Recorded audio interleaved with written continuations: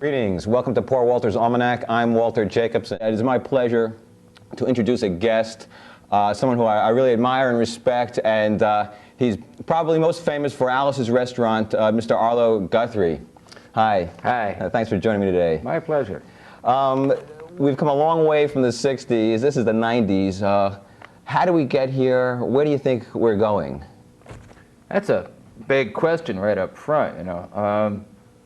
I guess, you know, I had a lot of time to think about this. Obviously, the 60s is a while ago. It wasn't like yesterday. But at the same time, I get the feeling that the 60s isn't over yet. When we were looking at Tiananmen Square, when we were looking at Eastern Europe, when the walls were coming down, you know, it wasn't a bunch of politicians out there at first. It was a bunch of young kids wearing weird clothes with long hair, with folk guitars, you know, blowing in the wind type songs. And I have a sneaking feeling that the 60s is alive and well. It's just not doing so well over here, but around the world it's doing great. And there's still a lot of the world that needs that kind of sort of young people activity, college kid activity, high school kids out on the street. So I don't think we've seen the end of it. So when you ask, you know, where have we come, it depends on where we are. Here in America, I think we've, you know, a lot of things have been resolved. Where it took 50,000 people to march around Washington to talk about anything, now in every little town, there's people concerned about things. And whether it's health care and the environment, whether it's politics, whether it's nuclear power, whatever the story is, it's all taking place on a local level. And now we're set for hopefully some changes to go down with regards to all these things. We talked about it long enough. It's time to do something.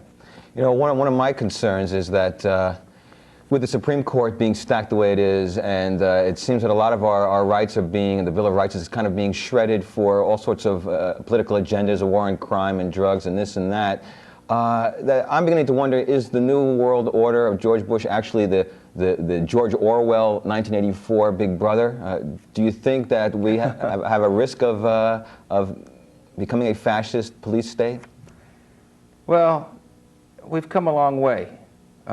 It was getting like that certainly in the 60s when a lot of us can remember being harassed by anybody who was in a position of authority, whether it was in school, whether it was on a job, whether it was in the military, whether it was just walking down the street.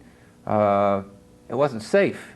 It wasn't safe to look the way I look, or you know, or even the way you look. I mean, this was, you know, you were guilty of being weird, of threatening America and stuff like that. And I think we've come a long way. The world is a lot more tolerant, certainly in this country, than it used to be. At the same time, though, there is, you know, factions in America that is the same old Pilgrim story. You know, they got over here to tell everybody what to do because they couldn't tell them over in England or something like that. So they came over here so they could tell themselves when to be happy and when not to be happy. And those pilgrims are still around. I mean, when we're talking about rights, people I don't think have any idea anymore what a right is. A right isn't something you get together and vote about. A right is something that you have whether you vote about it or not. I don't think that's being taught in the schools anymore. I'm not sure. It's one of the dangers of living in a democracy, if you want to call it that, as opposed to living in a republic. And in a republic like we are, those rights are guaranteed whether people vote about them or not. Those are not up for negotiations. Our rights are not up for the majority to vote on. And that's one of the things we've lost track of here. Right, and it seems that we kind of relinquishing our rights to a Supreme Court, which is telling us at this point what... But I don't think the danger isn't in the Supreme Court so much. I mean, it may be there practically, but more insidiously, it's in the way that we're taught, and it's in the things that we believe about ourselves. The Supreme Court is not going to be on every street corner, but we are.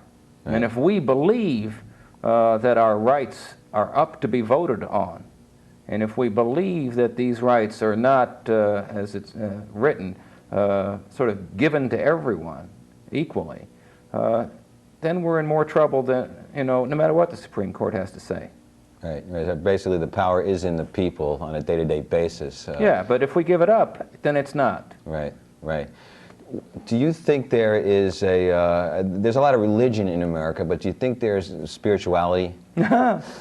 Well, it's, it's difficult to say. It obviously depends on who you are and what you think about everybody else. Spirituality is a personal thing. Religion is a institutional thing, where you have groups of people that decide what religion they are or what religion everybody else ought to be. And then you have individuals who have to deal with their own sense of spirituality. There aren't really groups of spirituality-oriented people that are not called religions, if that's not too complicated for people to grasp. I'm not a very complicated person, so I don't say these things very well. But it seems to me that there's a new approach to religion that is sort of at a grassroots point right now. And some are diverging in a way that makes it more restrictive for everybody. And some are diverging in a very interesting way, which makes it much more alive for people. Religion can be a wonderful thing, depending on where you're at. If religion feeds you and you're hungry, religion could be a great idea.